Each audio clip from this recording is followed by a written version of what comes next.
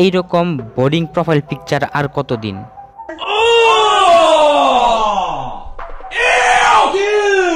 এখন থেকে আপনিও চাইলে কিন্তু মাত্র 1 মিনিটে এরকম একটা স্টাইলিশ স্মার্ট প্রোফাইল পিকচার তৈরি করতে পারবেন। আর আপনার প্রোফাইল পিকচার দেখে সবাই বলবে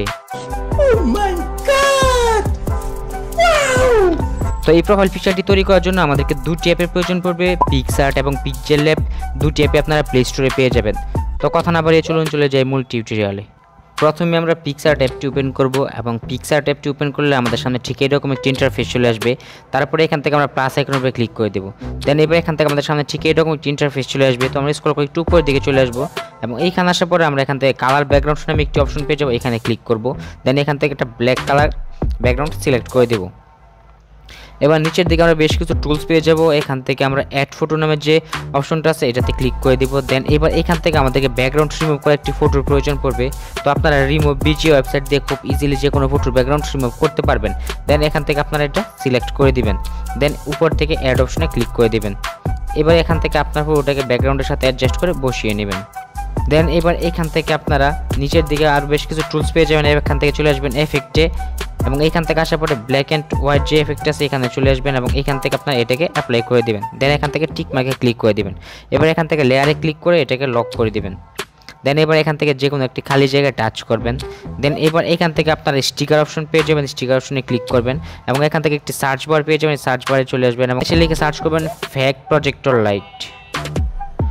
তো ফেক প্রজেক্টর লাইট লিখে সার্চ করলে আপনারা এই যে লাইটটা এই যে স্টিকারটা দেখতে পাচ্ছেন এটাতে ক্লিক করে দিবেন। দেন এবার এইখান থেকে আপনাকে চলে আসতে হবে এইখানে এবং এটাকে ফুল স্ক্রিন করে দিতে হবে এবং এটাকে আপনারা একটু কোনাকুনিভাবে বসিয়ে দিবেন।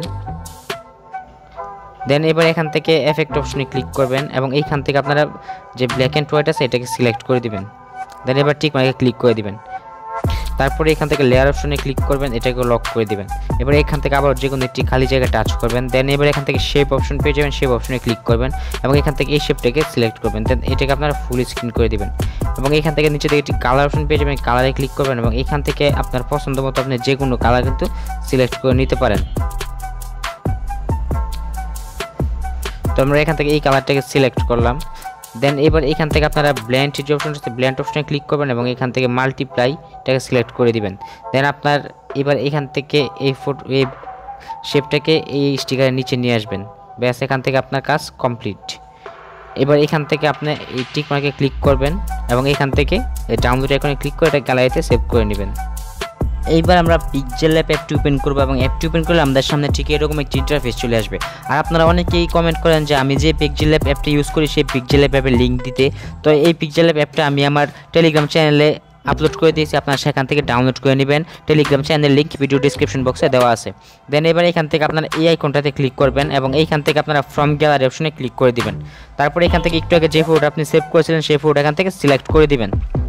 দেন এবার এখান থেকে টিক মার্কে ক্লিক করে দিবেন। তারপর আপনার সামনে ঠিক এরকম একটি ইন্টারফেস চলে আসবে।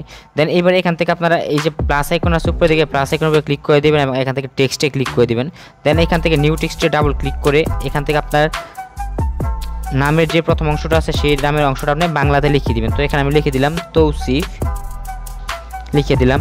দেন এইবার এখান থেকে আপনারা এই আইকনে ক্লিক করবেন এবং এইখান থেকে আপনারা এইটাতে একটা কালার দিবেন। তো এখান থেকে আপনার পছন্দ যে কোনো কালার দিতে পারেন। তো এখান থেকে আমি এই কালারটাকে সিলেক্ট করে দিলাম। তারপরে এখান থেকে আমরা টিক মার্কে ক্লিক করব। দেন এবার এখান থেকে আমরা এই সাইজ অপশনে ক্লিক করে এটার সাইজটাকে একটু বড় করে নেব। দেন এটাকে এইখানে বসিয়ে দেব। দেন এইবার এইখান থেকে আমরা যে স্ট্রোক অপশনটা আছে স্ট্রোক অপশন চলে আসবে এবং এটাকে এনাবল করে দেবো। এখান থেকে ব্ল্যাক স্ট্রোকটাকে সিলেক্ট করে দেব। দেন এটাকে আমরা বাড়িয়ে প্রায় 50% করে দেব। দেন এবার এখান থেকে চলে আসবো যে ফন্ট যে অপশনটা আছে এই ফন্ট অপশনে এবং এইখান থেকে আসার পরে এখান থেকে আপনারা যে কোনো বাংলা ফন্ট ইউজ করতে পারেন। তো এখান থেকে আমি আমার পছন্দের একটা বাংলা ফন্ট ইউজ করব। তো আমি এখান থেকে এই ফন্টটাকে ইউজ করলাম। দেন এইবার এখান থেকে আপনারা আবার এই লেখাটাকে কপি করবেন।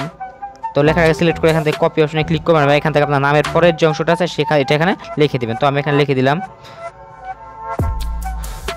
দেন এইটাকে আমরা এইখানে নিয়ে আসবো এবং এইখান থেকে আমরা এই কালারটা আছে এই কালারে ক্লিক করে এটাকে আমরা হোয়াইট কালার করে দেব।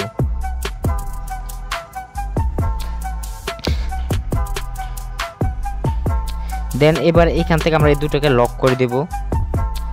তারপরে এইখান থেকে আমরা চলে আসবো স্টিকার অপশন আছে, এই স্টিকার অপশনে, এবং এইখানে আসার পরে আমরা এইখান থেকে এই স্টিকার অপশনে ক্লিক করে দিব এবং এইখান থেকে স্ক্রল করে আমরা এখানে বেশ কিছু স্টিকার পেয়ে যাব।